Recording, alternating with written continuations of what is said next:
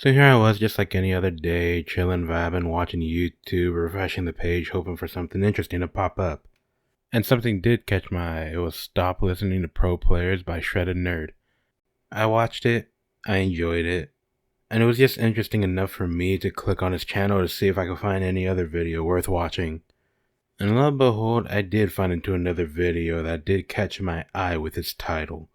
It was very clickbaity, but it did its job and it got me to watch. That video was called Why ADS is a Bad Mechanic. So I'm going to try and do my best to be respectful while responding to Mr. ShreddedNerd, but first, a little history lesson.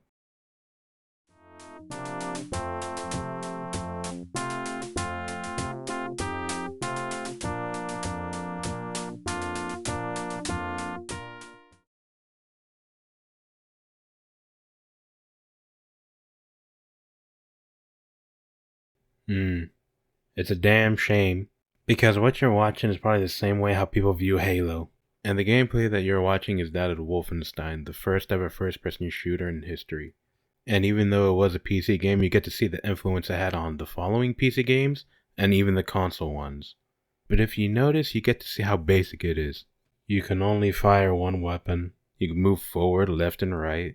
It's essentially a first-person shooter with tank controls. 1992 is when this game came out. But it wasn't until 1993 where the first king of the first-person shooter would be crowned on PC.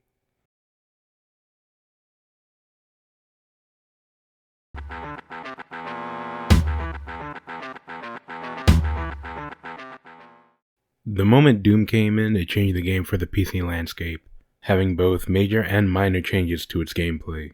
It had faster movement, multiple guns, multiple enemies, and it had verticality in its game design. But even for us to talk about Doom, we're also going to need to discuss Quake. You see, Quake added to its verticality by allowing the character to jump. It was also the first game to have co-op and multiplayer.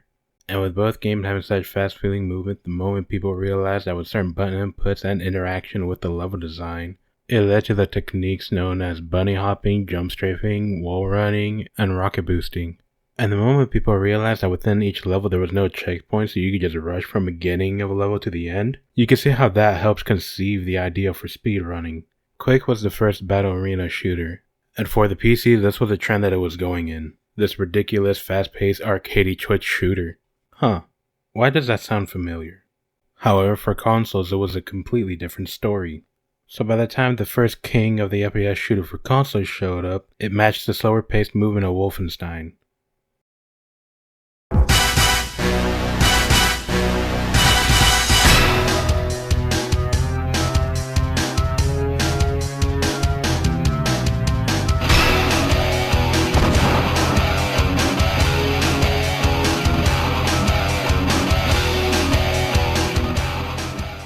Despite GoldenEye being a movie tie-in game, it actually did a lot to innovate for the console shooter.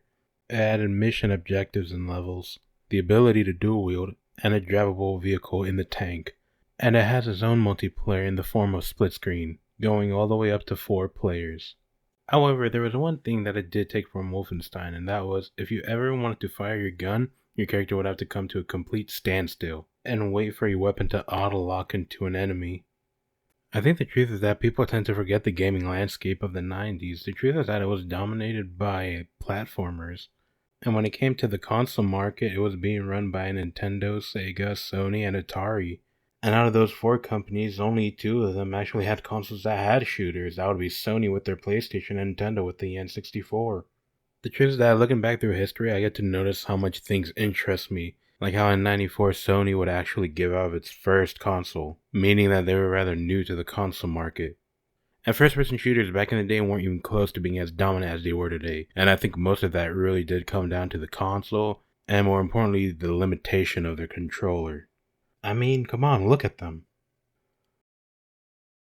The truth is that with the information that we have today, we start to realize that joining the gaming market is one of the most difficult things to do.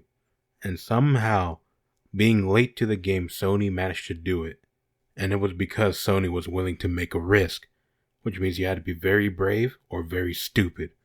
Well, my fellow Americans, Microsoft was willing to take on the challenge to see if they can also join the gaming market. as they will eventually show off what they were making in January 2001.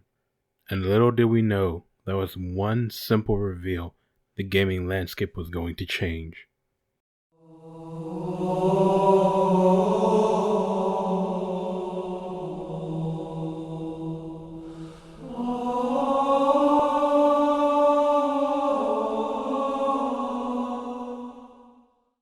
A fun fact for. When Bungie began development on Halo for Mac and Windows, it actually started out as another top-down RTS type game where the player had these big open worlds that they could explore. During development, the studio realized that a third-person perspective would better fit the explorative nature of the game, and in 1999, Steve Jobs introduced the public debut trailer of Halo at the Macworld Expo.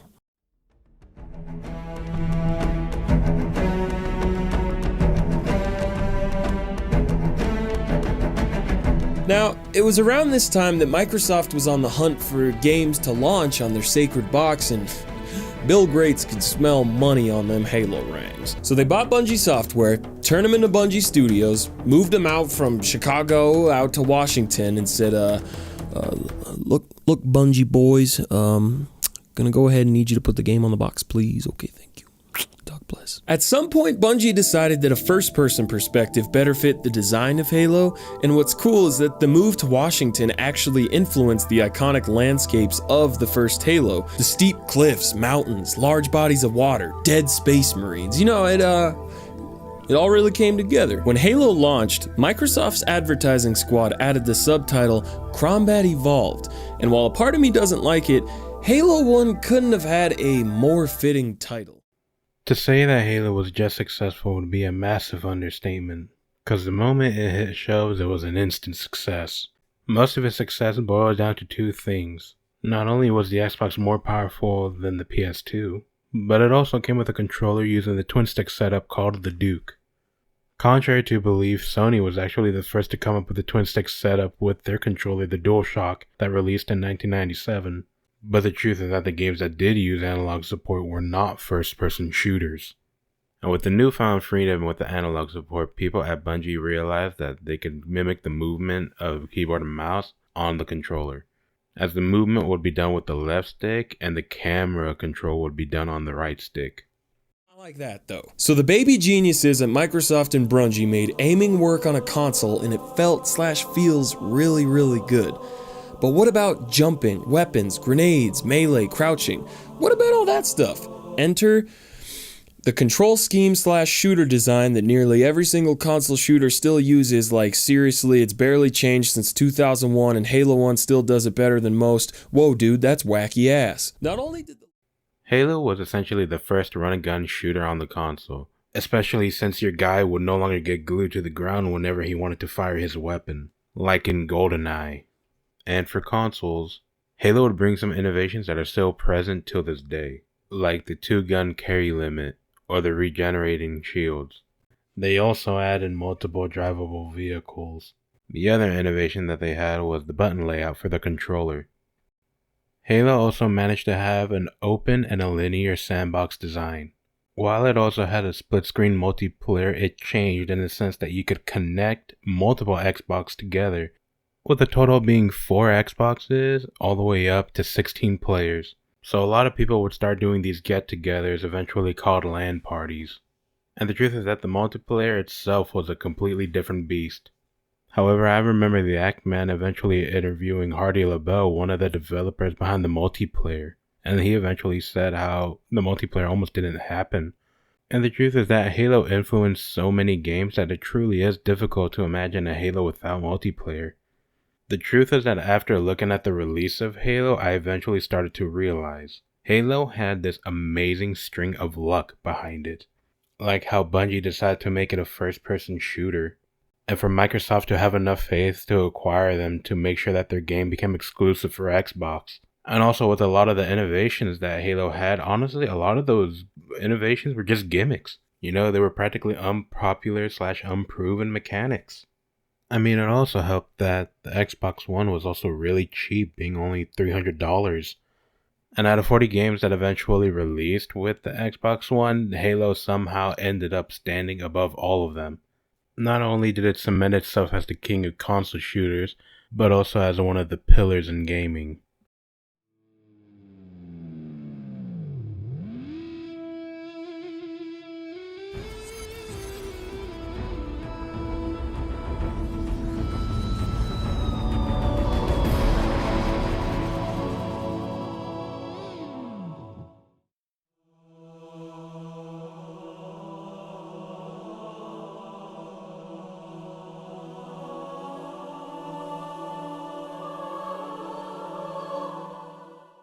In November of 2004, Halo 2 would officially be released, and honestly, it was much better than Halo Combat Evolved.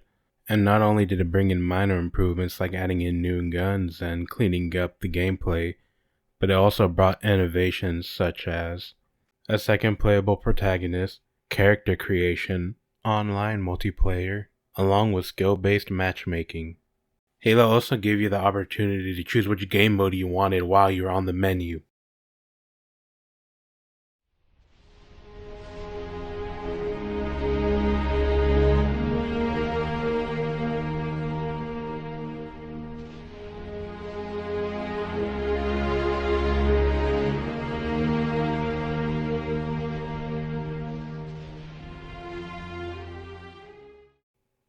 In 2007, that would be the release of Halo 3. In terms of Bungie's trilogy, Halo 3 is regarded as having the best gameplay, as it manages to keep and refine the best qualities of both Halo 2 and CE. The innovations that Halo 3 decided to bring were equipments in the form of jammers, gravity lifts, and shields, along with adding very unique multiplayer modes such as Infection and Oddball. But by far, that fails in comparison to Forge. Forge at first was just a simple map editor, as the only thing it allowed you to do was just play around with some of your favorite maps. However, it wasn't until a couple DLCs later when people realized that you could officially start creating maps from scratch. And with the ability of custom games, people started creating their own game modes, such as Fat Boy, or the most popular one, Griffball.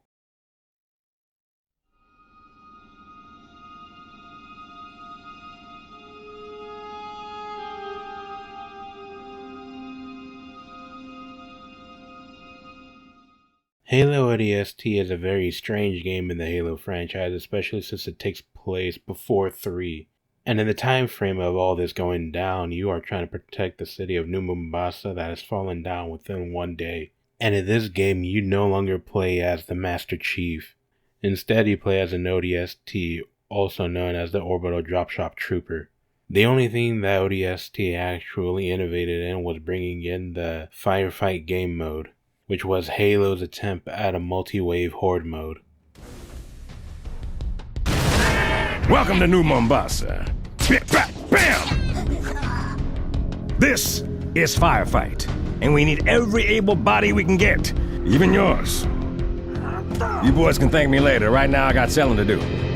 Lucky for you, your squad is the best of the best. Orbital Dropshot Troopers. Problem is, we got alien bastards in our house. Each new wave means more bad guys. 5 waves make up a round. 3 rounds in a set. Sounds easy, huh? Wrong! See these skulls? All skulls on. When they activate, they turn a casual Covenant makeout session into a full-on test of your manly prowess. Catch makes the enemy toss grenades like it's going out of style. Black Eye, only way you're getting health back is to walk up and punch an alien in the chin. And the others? Let's just say they call them difficulty multipliers for a reason. Bonus round.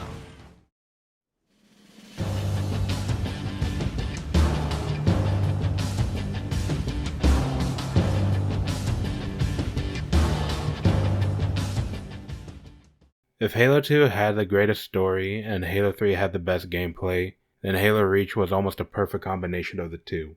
You see, since Halo Reach was Bungie's last game, they decided to go out with a bang. And for starters, they decided to bring back both Forge and Firefight. And as you were playing through the campaign of Reach, you eventually realized that there was 2 new mechanics that they added to Halo's gameplay. One of the mechanics was the armor abilities, which was just a rework of the equipment system from Halo 3. As a few of the armor abilities consisted of active camo, a jetpack, the bubble shield, armor lock, and more, along with the most controversial and most unanimously hated being sprint. But then also later on in the campaign came the most least controversial mechanic, as in assassination kills. Able for you to pull off an assassination kill, you had to sneak behind an enemy and hit the melee button. And after you did that, a takedown would happen that would instantly kill the enemy. It's a little bit strange, isn't it? You see almost 20 years of just sheer dominance by non-ADS first-person shooters. And yet, it was almost like after Halo Reach in 2010, it just up and disappeared. So why did it disappear?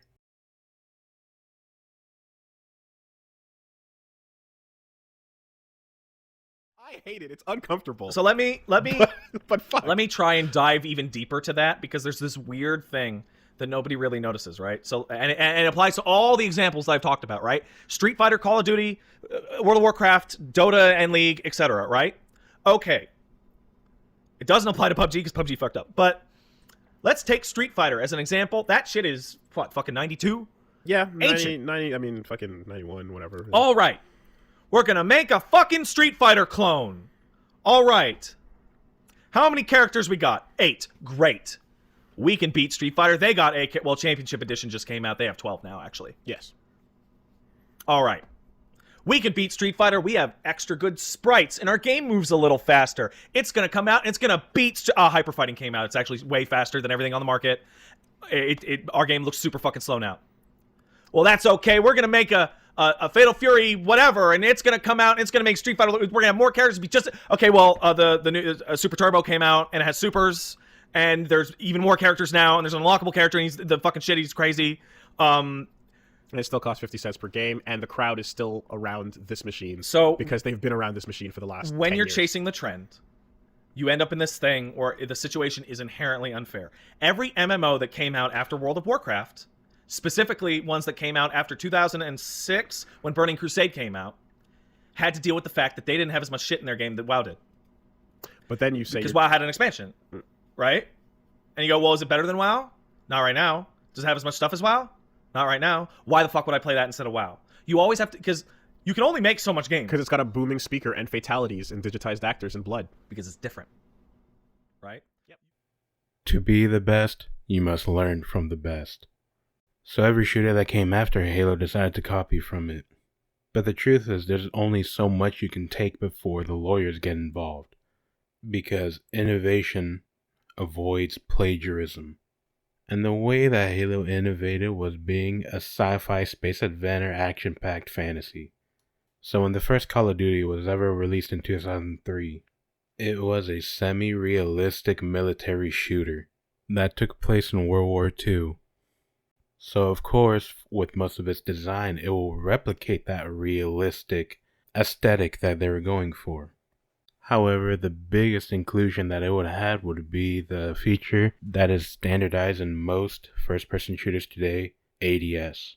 ADS would be a game changer, but the truth is that we didn't understand it at the time because the first COD was released on PC. And I don't know if we established this already, but the PCs back in the day were extremely expensive. And with how extremely cheap the consoles were, it was very easy for a game like COD to get overlooked and or drowned out by the noise of Halo. Especially when computers back in the day were like $3,000. COD wasn't even the first game to have ADS. It was just the first one to do it really well. And unfortunately, time isn't so kind to that first Call of Duty. Despite the fact that I think it was doing some interesting things for the PC. But one thing that I realized looking at gameplay of the first COD, I realized just how slow the game used to be. Because what they were trying to do in that Call of Duty was to try and sell the authenticity of what it was like going to war in World War II. And so your character was much more slower, more methodical. You weren't some one-man army like in Halo.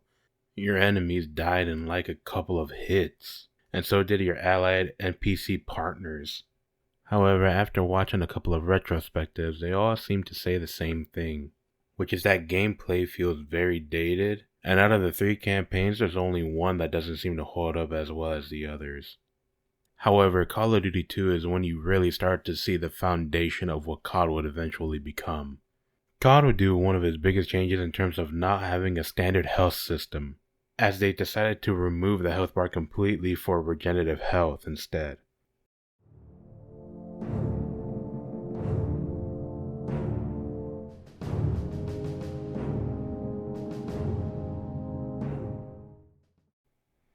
Time can be cruel, especially to the first Call of Duty. To be truthful with you, most people actually experienced Call of Duty through its sequel, Call of Duty 2, that came out in 2005.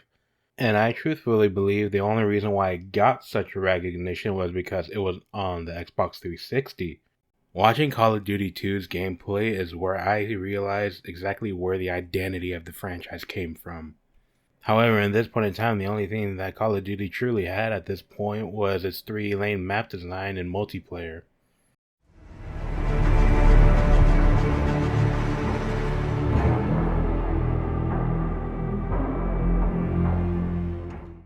Both of the first Call of Duties were the nice foundation of what was to come, but Modern Warfare was the game that truly gave this franchise life.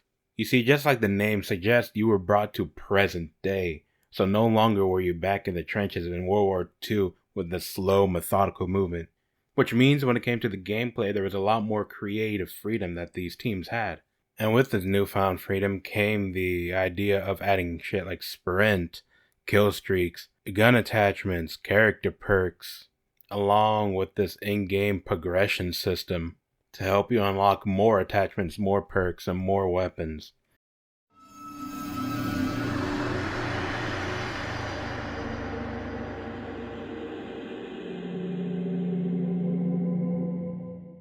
World at War was very interesting as it decided to go back to the World War II setting. However, it's not the online multiplayer or the campaign that people come back to this game. The truth is that the only thing that people remember of this game is its survival horde mode. COD Zombie was one of the most unique horde modes at the time, especially since it had its own economy. You kill zombies to gain points, those points buy you perks, they buy you guns, they buy you a lot of other shit. And the truth is that it's still being played to this day only because of the modding scene.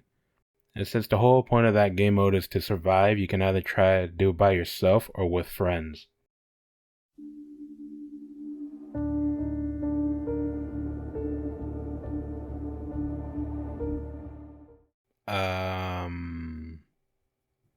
It has multiple endings.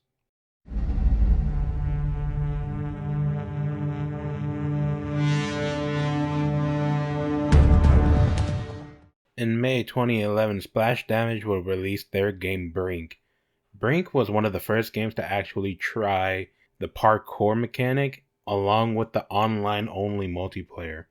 But to be honest, I bet some of you motherfuckers fucking forgot about Brink. And honestly, I don't really blame you. The truth is that the game was practically a dumpster fire. And the multiplayer. Holy shit, the multiplayer. Go for originality. Now, allowing anyone online to play through the campaign with you is an incredibly cool feature. And that is if you can even get the game to work right. You know, you can inject all the parkour mechanics you want, all the cool features, but essentially when you come out of the gate, it's like slamming into a concrete wall. What the fuck? Okay, what the fuck is this? What the I just went into the wall? What? What the hell? This is The lag is unreal. And I don't even think this is lag connectivity issues. This is netcode. The netcode is poor in this game, and something needs to be done right away about it. Not even the reviews could save this game, and after just a couple of months, the game just got dumped.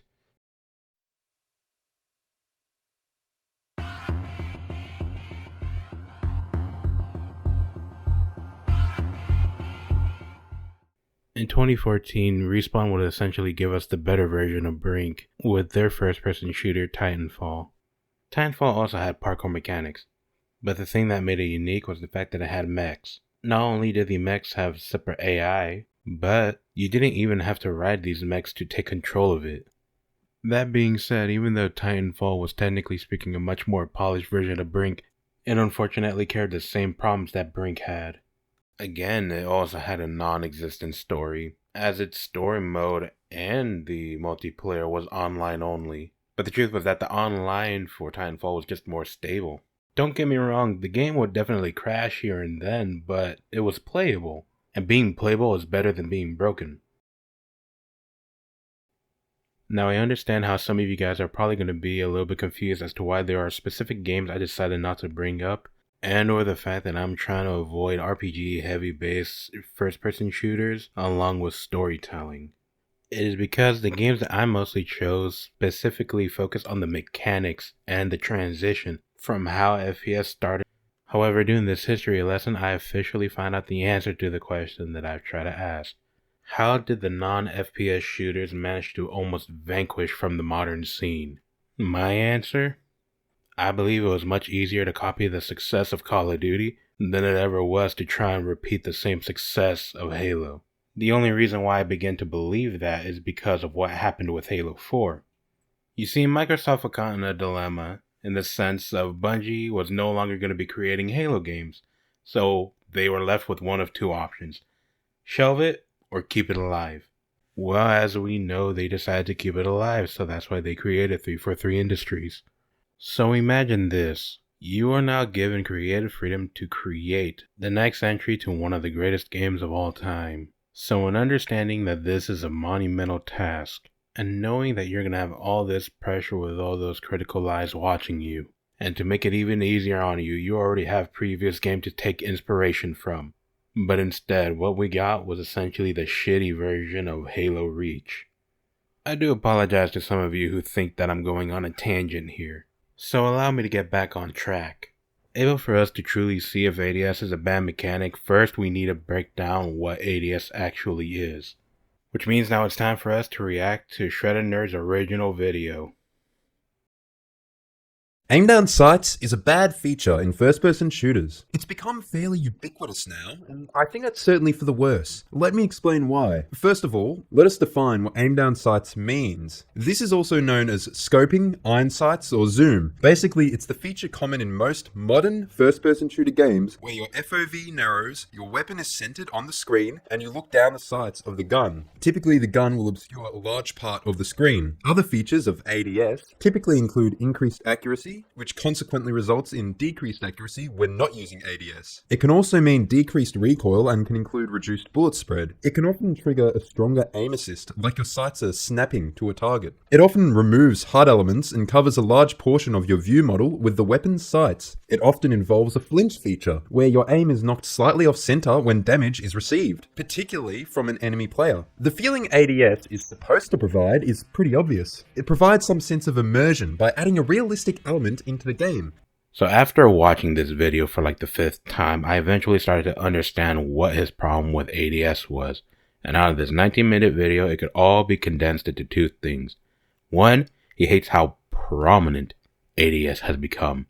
And also how he feels that ADS is a conflict of philosophy in terms of gameplay. Do I agree with the first part there? I think honestly it's probably one of the weakest. However, I can understand that statement in the sense of I do believe there are certain first-person shooters that don't need it. But what about the second part to his argument? The conflict of philosophy in terms of gameplay. Now this, I believe, has a little bit more meat on it than I would say just, oh, I'm getting tired of seeing it in other games. And since he believes that there is a conflict, that usually means he thinks it's getting intrusive. Well, now at the very least I understand why he chose Titanfall as one of his examples. You see, the way how Titanfall plays is that you have this character that moves a specific speed, and there's almost this gradual flow in terms of everything just coming together. Movement, shooting, eventually calling in your Titan, getting out of your Titan and controlling it and everything. However, in single player, there's moments during the campaign in which this free mobility gets removed from you and you are just locked into this corridor shooter and you just need to survive. But the truth is, this has a very easy counter argument to it in terms of this is something that simply adds variety to its gameplay. I think the unfortunate part with ShreddedNerd's arguments is that there's not a lot of weight behind them. And even the one that I believe has a little bit more meat behind it isn't really all that strong. I think another thing ShreddedNerd sort of failed to do was simply explain how even though there are pros and cons to ADS, the truth is that the cons almost get nullified by the ADS mechanic.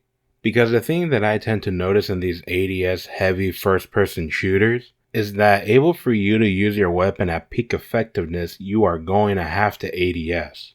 That means if you are never using ADS, you are always at a disadvantage. And with the low time to kill, most interactions with your enemy happens within 1 to 2 seconds. And the truth is that with such little interaction time with your enemies, the cons don't have time to take effect. Which led me to this realization. Able for ADS to be a useful mechanic, that means hip firing your weapon will never feel good. So now let's answer the question. Is ADS a bad mechanic? No. It's a lazy one.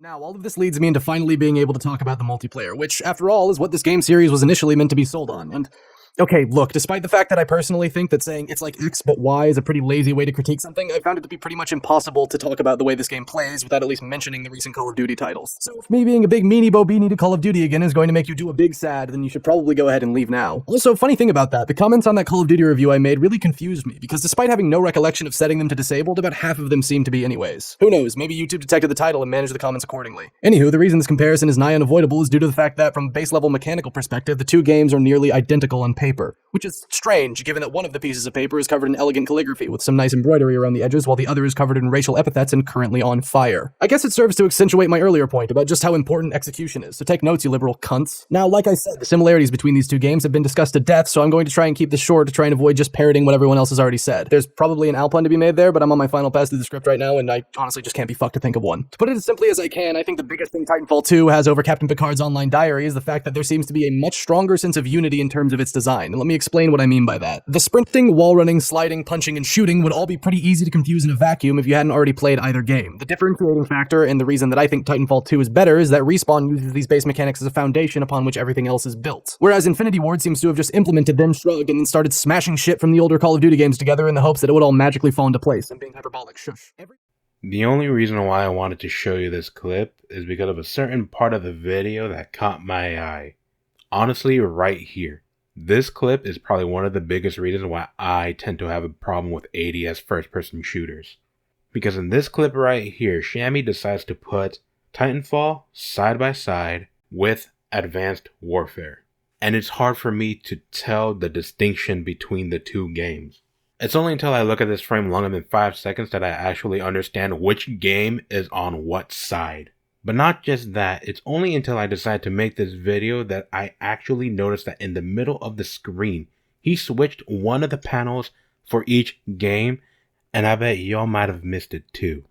I think this is one of the questions not a lot of developers are asking themselves when they're deciding to put ADS and Sprint into their first-person shooters. Because the truth is that the moment you add these two gimmicks to your game, you lock yourself into the direction where it has to feel like COD, or it has to feel like Battlefield. But the moment you start to do that, most of these ADS shooters, they tend to lose their identity in the process. And when I mean by lose identity, I mean in the sense of almost all the games that both have ADS and Sprint tend to be just a variation of COD. Battlefield is just COD with open sandbox level and vehicles. 343's Halo 5 was just COD but with Halo 4's armor abilities. And again, Brink was just COD but with parkour. But the parkour was almost non-existent. And Titanfall was Brink, which was already COD, but now added mechs. And Bungie's Destiny is just 343's Halo 5 but slower. But in all honesty, something is really wrong when Titanfall feels like the only game with real innovation to it. There's almost a funny sense of irony when these people started talking about Halo and saying able for it to innovate, it had to add ADS and Sprint. But able for COD to innovate, it had to steal from Titanfall. You know, like Advanced Warfare. I mean, sure, people said it wasn't as bad as Ghost, but wasn't it still considered one of the worst in the franchise? And remember, I'm someone who remembers the backlash that these COD fans had for Halo Infinite's trailer. And how these motherfuckers started screaming, "Return back to your roots. Go back to form." Well, if you're gonna scream that for COD, how come me as a Halo fan, I can't scream the same for Halo? And not just that, you're gonna say something dumb as, oh, you know, Halo needs ADS and Sprint. Here's the funny part. Halo already had ADS. However, there was a catch. Able for you to use ADS, you had to use specific weapons, like the pistol or the sniper rifle. However, Bungie's version of ADS is no longer considered the standard. And to be honest, I also watched ShreddedNerd's second video on why ADS is bad, but it was mostly just him reacting to comments. And one of the comments that I read said, man, the hipfire in the recent Halo actually feels good. And it's like, yeah, because you have to look at the time and realize ADS wasn't really a feature people were considering to be all that popular. So when shooting your weapon, it had to feel good. I'm one of the few people that believe that Halo didn't need a change to still be good. I mean, look at Doom 2016. I mean, shit, you can watch the NoClip documentary in which they interviewed, like, some of the key members of id Software, and they straight up said, yo, when we were first creating Doom 4, which is now Doom 2016, it was going to play more similar to COD. But when they did that, they realized they were removing the essence that was Doom, to the point where they've even said it was a difficult decision, but we had to scrap it and start over. And yes, it was a huge risk that paid off, because people were deprived of a very unique style of gameplay that only Doom could offer. And look at what happened. It's literally considered a masterpiece. But not just that, look at Doom Eternal. It's literally considered to be much better than its predecessor. And also innovated by adding Sonic style platforming. And I think it's sad because id Software feels like the only AAA developer that actually kind of gives a damn about their game. And I think id Software has proven that the arena shooter still has a desirable place in modern gaming. Look, I'm 100% fine with someone finding this video and thinking that I'm full of shit. Because when I decide to look at non-ADS first-person shooters like Bungie's Halo, or id's Wolfenstein, Quake, and Doom, Valve's Portal, Half-Life, Left 4 Dead, and Team Fortress, Rare's GoldenEye, or Guerrilla's Red Faction, and the more I start listing off these great games, their versatility comes from the fact that these games just feel completely different from one another. You can kind of say the same thing for ADS shooters, but I mostly feel like I can say that for sci-fi shooters like Titanfall or Halo. I don't think I can say the same thing for military shooters. And be happy I'm excluding third-person shooter, because the landscape is just so much worse. I feel like a lot of people tend to forget that Sprint and ADS is popular because it was attached to a game, kind of replicating the feel of a real war. So when 343 added it to Halo, of course it was going to get backlash, because Halo is not a realistic shooter.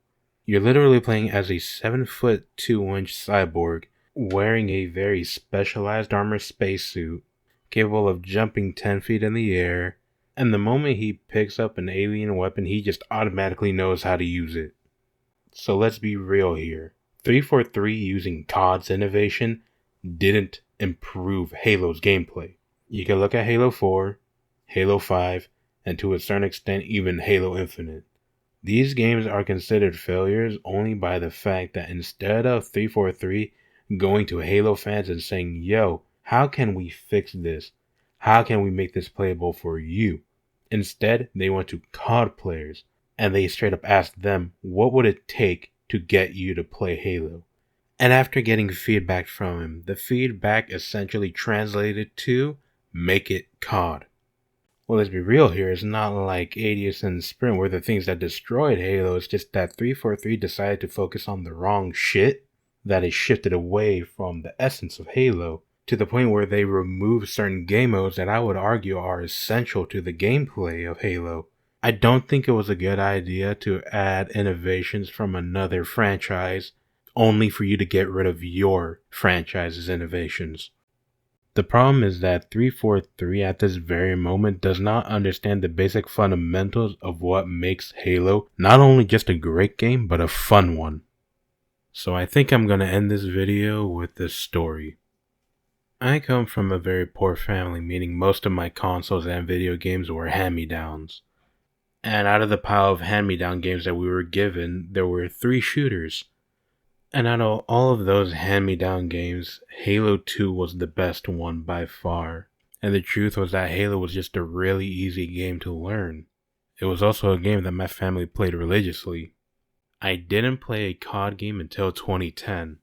So I know that some of you guys are going to be wondering, well, didn't that mean you play one of the best COD games in the franchise? I did, and I didn't care for it. It was only till years later when I finally started to appreciate the value that COD brought to the first-person shooter scene. But I never once thought that COD gave me a better gaming experience than that of Halo.